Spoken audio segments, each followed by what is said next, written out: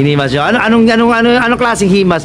Pare, pag ikaw nagsasabi ng himas, medyo iba dating sa akin eh. Pampakinis lang, pampakinis. Oo, okay.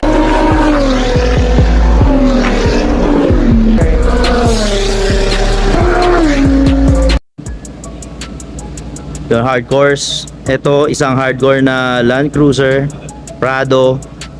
I-feature natin for today dito sa Hardcore Manila Meet and Screen. So, ayun. Isang hardcore din pala may dala. Hello guys. Hello guys. Paps, Henry Bird. Ang ating idol, Simon Miranda, Dragero. Pare, nanibago ako sa dala mo ngayon ah. Oo nga eh. Pero pare, bagay na bagay. Parang mas gusto ko sa iyo yan. Mas komportable si Mrs. Mas family, no? Oo. Di lang pang family pare, buta. Pang ano din eh, pang hardcore din eh. Hardcore setup, no? Oo. Kaibigan natin yan. Ah, okay. Paps, tanong mo nga pare, ipakita nga natin itong Land Cruiser Prado. Ano yung mga laman niya? And bakit mo siya dala-dala ngayon? Anong- oo. Low-key lang yung may-ari. Loki.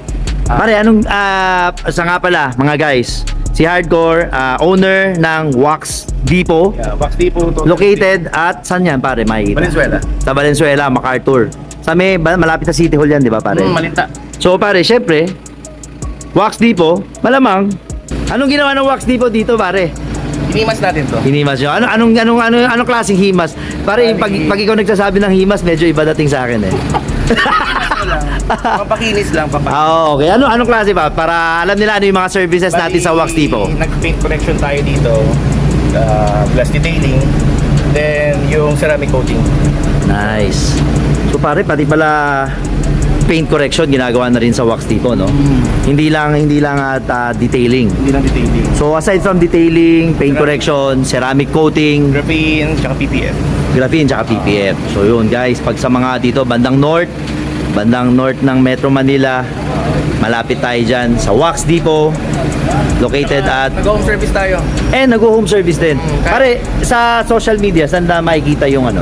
Wax Depot, Facebook. Facebook, okay. Okay, ano pare? Ano naman itong malupit na Land Cruiser na to pare? Ayan, naka T37 siya. TE37. Tapos, Pare, medyo lakasan mo lang kasi wala akong mic.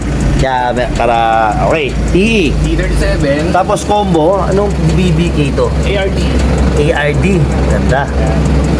Harap likod. So, yan ang sa likod. Ito yung sa harap.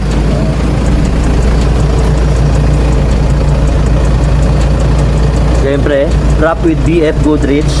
Siyempre, kahit Oo. terrain, BFG pa din. BFG pa rin. At sa exterior pare, ano pa? Nakakit pa yan? Nakakit. Para, kakaiba eh. Nakakit siya. Anong kit nito? May idea ka, Paps? Hindi ko lang sure kung anong tawag sa kits niya eh. Itong taillight niya pare, aftermarket din. Aftermarket clear. Clear taillight. Ganda eh, oh. Tapos, naka-dual siya na Dual exhaust. exhaust. Ganador. Ganador. Ang ganda. Land Cruiser Prado. Pare, parang brand new ah. Iba talaga humimas din pala ang Wax Depot ah. Oo, siyempre. Tayo na. Pare sa interior. Interior na Ganda ka. oh. Tignan mo. Ang ganda nung stepboard no. Kasama sa kit yan syempre. No? Kasama. Oo. Then ang interior natin naka-recaro. Nakaregalo tayo na low bolster. Low bolster para comfort pa rin no.